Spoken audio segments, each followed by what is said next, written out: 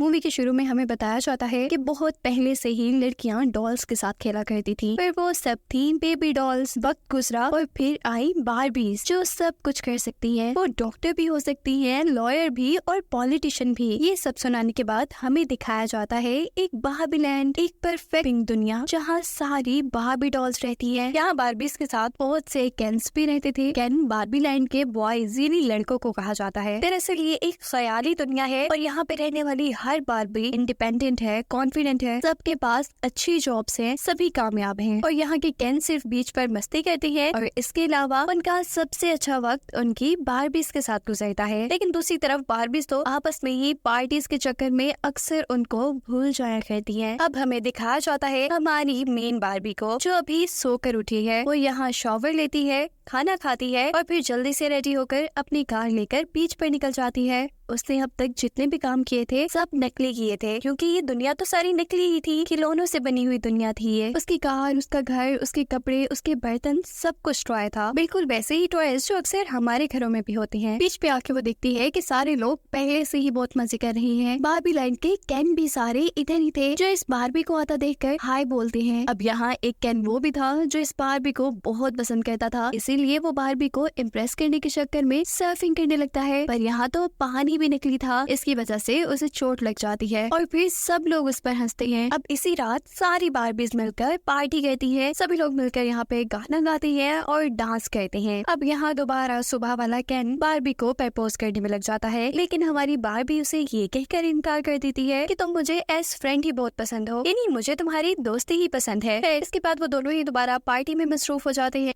और जब सब लोग मजे कर रहे होते हैं तो यहाँ बारबी जो कि हमारी मेन हीरोइन है वो फील करती है कि वो ना तो ठीक से एंजॉय कर पा रही है और ना ही डांस। उसे लगता है कि अचानक वो मरने वाली है और तब ये बात सुनकर सभी बारबीज शॉक हो जाती है, पर कोई तमाशा न बन जाए इसीलिए बारबी ये सारी बात गोल कर जाती है। अब पार्टी खत्म होके हमें अगली सुबह का सीन दिखाया जाता है। ये सुबह भी कोई नई नहीं थी, बारबी रूटीन के मुताबिक सारे काम करती है, पर जब वो बाहर जाने का सोचती है तो दोबारा कुछ अजीब लगता है उसे। वो अब कुछ भी ठीक से नहीं कर पा रही थी, जैसे वो सही से कुछ खा नहीं पा रही थी और ना ही सही से जंप कर पा रही थी। अब बाकी सब बारबीज को इस बारबी के अंदर होने वाली खराबियों का जब पता चलता है तो वो उसे एक बूढ़ी और एक अजीब बारबी से मिलने को कहती है। हमारी ये जो मेन बारबी है जब वियर्ड यानी अजीब बारबी से मिलने जाती है तो देखती है कि उसका हुलिया काफी बिगड़ा हुआ है। पता चलता है कि उस बारबी के साथ असली दुनिया में किसी बच्ची ने बुरा सलूक किया था। इसका मतलब ये था कि ये सारी बारबीज और इनका बिहेवियर असल दुनिया में बच्चों के माइंड से जुड़ा हुआ है। अगर असली दुनिया में बच्चे डिप्रेस्ड होते हैं, खुश नहीं होते, तो वो अपने अंदर की सारी अच्छी बुरी फीलिंग्स बारबी पे उतारते हैं और वो जो अपनी खेलने वाली बारबी डॉल के साथ सलूक करते हैं, बारबी लैंड में भी असल बारबी का वही हाल हो जाता है। अब हमारी बारबी जब वियर्ड बारबी से बात करती है तो उस वियर्ड बारबी ने ही इसे ये सारी बातें बताई थी कि कैसे ये बारबी लैंड बच्चों के दिमाग के साथ जुड़ा है। बारबी उस वियर्ड बारबी को सब बता चुकी थी कि कैसे उसे काफी सारे काम करने में मुश्किल हो रही है। तब वो वियर्ड बारबी कहती है कि अगर तुम इन सब चीजों को ठीक करना चाहती हो तो तुम्हें असली दुनिया में जाकर उस बच्ची को खुश करना होगा जो तुमसे खेलती है, जिसका माइंड तुम्हारे साथ जुड़ा हो। वो बताती है कि बच्चों को स्ट्रेस से आजाद करवाना ही हमारा मकसद है। उनकी ये बातें सुनकर बारबी को जोश आता है और वो अब वियर्ड बारबी के बताए रास्ते से रियल वर्ल्ड में जाने को तैयार हो गई है। अब यहाँ वो कैन जो हमारी मेन बारबी को पसंद करता है वो सभी कैन से ये शर्त लगाता है कि वो बारबी को इम्प्रेस करके रहेगा और ये सब करने के बाद वो बारबी की गाड़ी में छुप जाता है। रास्ते में अचानक जब वो गाड़ी से निकलता है तो हमारी बारबी बहुत ज्यादा डर जाती है। उसने तो सोचा ही नहीं था कि कोई उसकी गाड़ी में भी हो सकता है। ऐसे अचानक उनका एक्सीडेंट भी हो जाता है, पर इस टॉयलैंड में होने की वजह से उन्हें कोई चोट नहीं लगती, यानी इस नकली दुनिया में उन्हें कोई चोट नहीं लगी।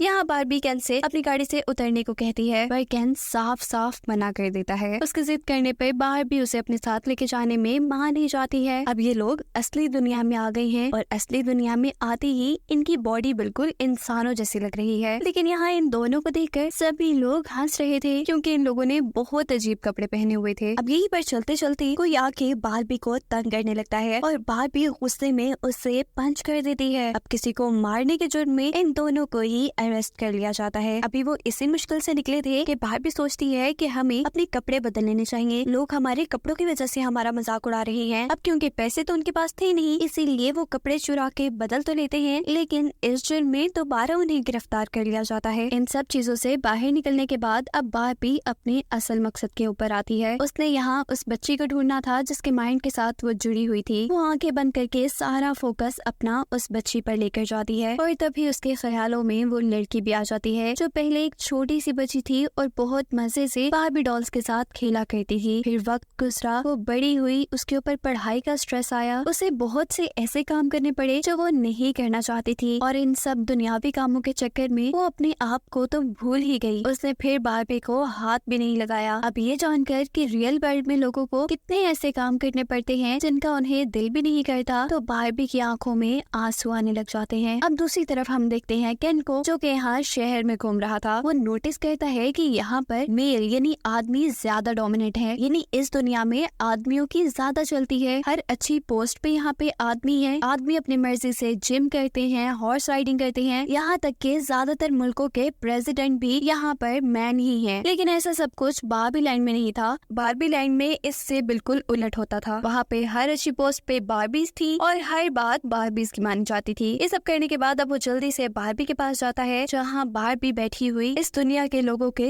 इमोशंस को समझने की कोशिश कर रही थी। उसे वीएंस के जरिए बहुत कुछ इमोशंस के बारे में पता चल गया था और अब उसे उस लड़की का भी पता चल गया था जिसके माइंड के साथ वो जुड़ी हुई थी। अब बारबी केन से उस स्कूल में चलने को कहती है जहाँ पर वो बच्ची पढ़ा करती थी, जबकि दूसरी तरफ अब हमें वो कंपनी दिखाई जा रही थी जिस कंपनी ने असल में बारबी डॉल्स का कॉन्सेप्ट बनाया था। प्लीज उनको बताती है कि एक बारबी और केन उनकी असल दुनिया में आ चुके हैं। ये सुनकर इस कंपनी का एम्प्लॉय घबरा जाता है क्योंकि एक बार पहले भी इस दुनिया में एक बारबी आ चुकी थी और उस बारबी के आने से यहाँ पे बहुत गड़बड़ी हुई थी। वो ये सारी बात जल्द से जल्द सीईओ को बताना चाहता था। यहाँ अब सीईओ के ऑफिस के बाहर इस आदमी को मिलती है एक लड़की जिसका नाम है ग्लोरी। ग्लोरी ने बारबी के कुछ अजीबोगरीब ड्राइंग्स बनाए थे जो वो इस आदमी को दिखाने लगती है, लेकिन ये आदमी कहता है मेरे पास टाइम नहीं है और मुझे सीईओ से मिलना है। लड़की जब उसे मना करती है तो वो जबरदस्ती सीईओ के रूम में चला जाता है और वहाँ जाकर वो सबको बता देता है कि इस दुनिया में एक बारबी और एक केन आ चुके हैं। ये सुनते ही सीईओ हुक्म देते हैं कि जल्द से जल्द इन दोनों को पकड़कर मेरे ऑफिस में लेके आओ, हम जल्द से जल्द इनको इनकी दुनिया में वापस भेज देंगे। अब यहाँ से दूसरी तरफ हमें दिखाया जा रहा था कि बारबी और केन उस बच्ची के स्कूल पहुँच गई है। बारबी उस बच्ची को ढूंढ रही है जबकि केन पूरे स्कूल में लड़कों को देखकर बहुत ज्यादा खुश है। वो देख रहा है कि यहाँ के लड़के बहुत ज्यादा स्ट्रॉन्ग है, अपनी मर्जी से सब कुछ करते हैं। एक लड़का होने की हैसियत से उसे भी यहाँ पर स्पेशल फील कराया जा रहा है और ऐसे सब कुछ कभी बारबी लैंड में नहीं हुआ था। अब यहाँ से वो काफी सारी ऐसी बुक उठा लेता है जो मैन एम्पावरमेंट के बारे में थी, यानी मर्दों के आगे बढ़ने और तरक्की करने पर लिखी गई थी। जबकि बारबी को भी वो बच्ची मिल जाती है जिसके माइंड से वो जुड़ी हुई थी। वो जब उस लड़की से अपना इंट्रोडक्शन कराती है तो उसका नाम सुनते ही लड़की और लड़की के सारे दोस्त उस पर हंसने लग जाते हैं। ये बच्ची उसे कहती है कि तुम्हारे ब्यूटी स्टैंडर्ड्स बिल्कुल गलत हैं, रियल वर्ल्ड में ऐसा मुमकिन ही नहीं, तुम किसी को भी अच्छी नहीं लगती। बारबी ने ये एक्सपेक्ट नहीं किया था कि असल दुनिया में उसे लोग पसंद नहीं करते होंगे। इसी दुख में वो बहुत ज्यादा रोने लग जाती है और इसी सब के दौरान उसे मेटल कंपनी के लोग भी पकड़ने आ जाते हैं। अब दूर खड़ा केन जो ये सब कुछ देख रहा था वो यहाँ इन लोगों से बारबी को बचाता नहीं है, बल्कि खुद गर्ज होके ये सोचता है कि ठीक है मैं बारबी को जाने देता हूँ और खुद वापस बारबी लैंड में जाकर सारे केन्स को दुनिया के इस सिस्टम के बारे में बताता हूँ कि किस तरह आदमी हुकूमत करते हैं। अब जहाँ से कंपनी वाले बारबी को पकड़ रहे थे उसे स्कूल के सामने से उस बच्चे की मॉम उसे पिक करने आती है जिसके माइंड के साथ बारबी जुड़ी हुई थी। यहाँ पता चलता है कि इस बच्ची की मॉम तो वही लड़की है जिन्हें हमने पहले मेटल के ऑफिस में देख लिया था, जिन्होंने बारबी की अजीबोगरीब ड्राइंग्स पे बनाई थी। यहाँ ग्लोरी की बेटी जब उसे सारी कहानी बताती है कि किस तरह बारबी उससे मिलने के लिए उनकी असल दुनिया में आई है, तो उसकी मॉम बहुत ज्यादा एक्साइटेड होके सारी बातें भूलकर उस गाड़ी का पीछा करने लग जाती है जिसमें बारबी थी। ऐसा लग रहा था कि इस बच्ची से ज्यादा उनकी मॉम को बारबी से प्यार है, जबकि यहाँ बारबी को तो कंपनी के सीईओ के सामने ले आया गया था। लेकिन बारबी यहाँ पे ये नोटिस कर रही थी कि इस कंपनी को चलाने वाले सारे आदमी हैं, कोई भी औरत नहीं है इसमें, और ये चीज उसे काफी अजीब लगती है क्योंकि ये बारबी लैंड से उलट थी। अब जब सारे लोग उसे मिलकर बारबी बॉक्स में पैक करने वाले थे तो बारबी यहाँ पर टॉयलेट जाने का बहाना करके यहाँ से भाग जाती है। अब सब लोग कंपनी के सीईओ के साथ उसका पीछा कर रहे थे, लेकिन वो किसी की भी हाथ नहीं आती और एक ऐसे रूम में चली जाती है जहाँ पर उसे एक बूढ़ी औरत नजर आ रही थी। असल में यही तो वो औरत थी जिसने बारबीज का कॉन्सेप्ट दिया था। वो औरत बारबी को अपने साथ बिठाती है, उससे बातें करती है और ऐसे बारबी को अच्छा फील होता है। अभी ये लोग बातें ही कर रहे होते हैं कि यहाँ पर दोबारा बारबी को लोगों की आवाजें आने लग जाती हैं जो उसको पकड़ने के लिए उसके पीछे थे। इससे पहले कि वो उसे पकड़ लेते, ये ओल्ड लेडी बारबी को इस बिल्डिंग से निकलने का एक और रास्ता बताती है। बारबी भागते हुए यहाँ से निकलती है और इससे पहले कि अब बाकी लोग भी उसका पीछा करते हुए उसे पकड़ लेते, यहाँ पर ग्लोरी अपनी गाड़ी लेकर जाती है। बारबी भी फौरन बगैर सोचे समझे उसकी गाड़ी में बैठ जाती है और ग्लोरी फिर इतनी तेजी से गाड़ी चलाती है कि आखिर उसने अपने पीछे लगे सभी लोगों से पीछा छुड़ा लिया था। गाड़ी के इस सफर में बारबी को पता चलता है कि इस बारबी की असल मालिक ग्लोरी है, वो बच्ची नहीं जिसके पास बारबी आई थी। यानी ये बारबी बच्चे की मॉम की थी। ग्लोरी को बारबीज बहुत पसंद थी, इसीलिए वो हर वक्त बारबी को अपने पास रखती थी और जब वो उदास होती थी तो वो बुरे बुरे बारबी के ड्राइंग्स बनाती थी। और इसी चीज का असर तो बारबी लैंड में हमारी बारबी के ऊपर हो रहा था। इन्हीं बातों के दौरान ये तीनों नोटिस करते हैं कि वो लोग दोबारा इनके पीछे लग चुके हैं। इनसे बचने के लिए बारबी आइडिया देती है कि क्यों ना हम लोग यहाँ से बारबी लैंड में चले जाएं। ग्लोरी बिना कुछ सोचे समझे हाँ बोल देती है और अगले सीन में हम उन्हें बारबी लैंड में देखते हैं जहाँ बारबी और ग्लोरी बहुत मजे कर रहे थे, जबकि ग्लोरी की बेटी ये देखकर हैरान थी कि उसकी मॉम कितनी खुश है। आज से पहले उसने अपनी मॉम को इतना खुश कभी नहीं देखा। लेकिन यहाँ बारबी वर्ल्ड में आने के बाद बारबी और ग्लोरी दोनों ही हैरान और परेशान थे, क्योंकि यहाँ तो सब कुछ बदल चुका था। केन्स ने यहाँ पे अपनी हुकूमत कर ली थी और सारी बारबीज अब उनकी गुलाम बन चुकी थी। एंड केन्स ने सभी बारबीज को हिप्नोटाइज कर लिया था। केन ने असली दुनिया की चीजें यहाँ पे बाकी सारे केन्स को सिखाती थी। उसने सब केन्स को तैयार कर लिया था कि वो लोग स्ट्रॉन्ग बनेंगे और एक दिन इस बारबी लैंड पे हुकूमत जरूर करेंगे। बारबी देखती है उसका घर तक अब केन ने ले लिया है, उसके घर का नाम तक बदल दिया गया था। हम देखते हैं कि बारबी वर्ल्ड में होने वाली इन तब्दीलियों का असल दुनिया में भी असर हो रहा था। असल दुनिया में लोग अब बारबी से ज्यादा केन को पसंद करने लगे थे। लोग केन वाली टी शर्ट, टॉवल्स, टॉयज और ये सब चीजें खरीदने लगे थे। बारबी कहती है आखिर तुम ये सब क्यों कर रहे हो, जिस पर केन जवाब देता है कि मैंने असली दुनिया में जाकर देखा कि मर्दों की क्या अहमियत होती है। जो इज्जत मुझे वहाँ पे मिली वो इज्जत मुझे तुम लोगों ने कभी नहीं दी, इसीलिए अब हमने हर चीज यहाँ की बदल दी है। मजेदारी की बात तो ये थी कि यहाँ पर जितनी भी बारबीज उनकी गुलामी कर रही थी उनको पता भी नहीं था कि गुलामी होती क्या है। वो तो सभी सब कुछ करके खुश थी, क्योंकि सभी तो केन्स की बातों के असर में थी। इन सारी चीजों से बारबी बहुत ज्यादा परेशान होती है और वो ग्लोरी से कहती है ये सब कुछ तुम्हारी वजह से हुआ, ना तुम मेरी ऐसी ड्राइंग्स बनाती, ना मैं उदास होती और ना ये सारी तब्दीलियां होती।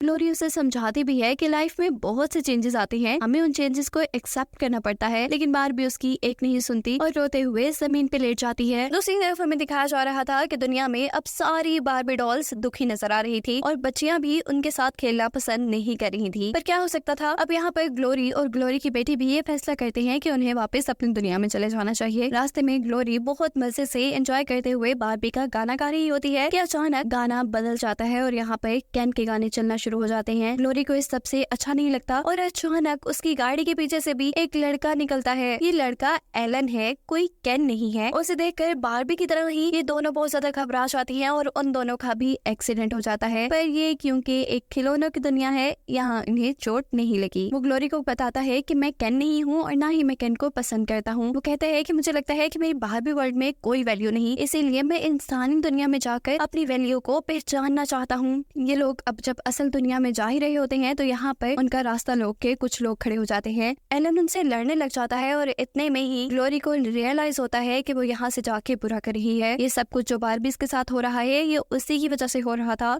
और उसे अब ये सब कुछ ठीक करना चाहिए। यहाँ हम देखते हैं कि बारबी लैंड के अंदर 4 बारबीज ऐसी हैं जो अभी तक केन के कंट्रोल में नहीं है। ये चारों मिलकर सोचती हैं कि इन्हें कुछ तो करना होगा। इतने में ही यहाँ पर ग्लोरी आती है और इन सबको समझाती है कि आप लोग बारबीज हैं, जरूरी नहीं आप परफेक्ट रहे, आप लोग को नॉर्मल भी रहना चाहिए। बारबी को भी ग्लोरी की बात ये पसंद आई थी, लेकिन अब ये सवाल था कि वो करे क्या। आखिर इलेक्शन भी करीब थे, इस तरह तो उनकी दुनिया पे केन कब्जा कर लेते। तब ग्लोरी उन्हें एक प्लान देती है। वो आइडिया देती है कि हम सारी बारबीज को उनकी असलियत बताएंगे और ऐसे हम सारे केन्स को चकमा देकर पहले ही इलेक्शंस में चले जाएंगे। प्लान ग्लोरी का बहुत अच्छा था और अब ये सभी लोग काम पे लग जाते हैं। सबसे पहले ये लोग प्रेसिडेंट बारबी को लेके आते हैं और उसे याद करवाते हैं कि वो क्या थी और अब क्या हो गई है। उसे केन के कब्जे से बाहर निकालने के बाद बाद वो बहुत सी बारबीज को केन के कब्जे से बाहर निकाल लेते हैं और फिर ये लोग फैसला करते हैं कि ये लोग असेंबली में केन से पहले पहुंचेंगे और केन्स को डिस्ट्रैक्ट करते हुए उन्हें लड़वाते हुए हम उन्हें असेंबली में देर से आने देंगे और इतने में हमारे इलेक्शंस हो चुके होंगे और हमारी प्रेसिडेंट भी चुनी जाएगी। इसी प्लान के मुताबिक अब हमारी मेन बारबी जाती है उसी केन के पास जिसने ये सारी गड़बड़ी की थी। वो यहाँ केन को दोस्ती करने की ऑफर करती है।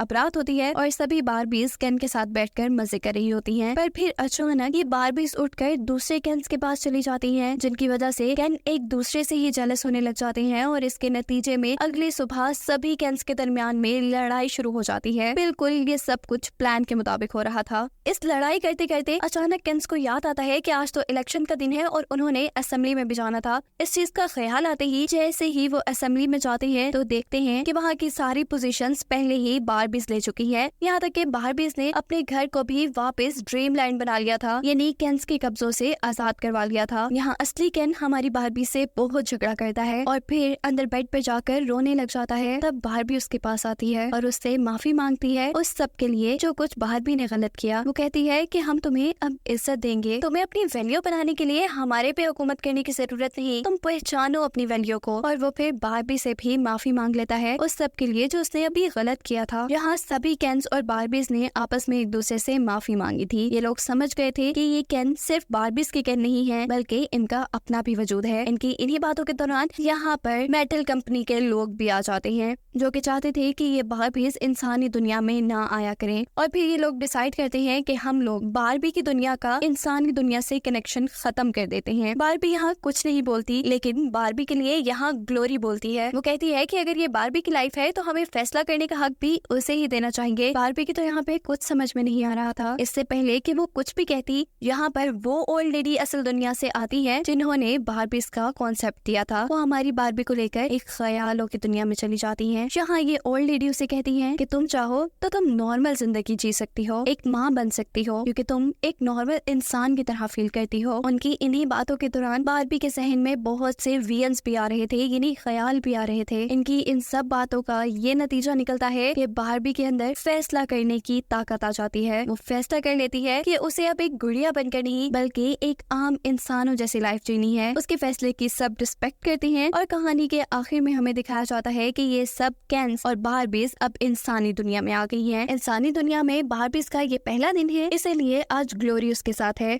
यहाँ बारबी अब एक हॉस्पिटल में जाती है। हमें पता चलता है कि वो अब माँ भी बनना चाह रही है, जैसे कोई भी आम लड़की चाहती होगी। उसकी नॉर्मल लाइफ अब शुरू हो गई है, जिसके साथ ये कहानी यहाँ खत्म हो गई है।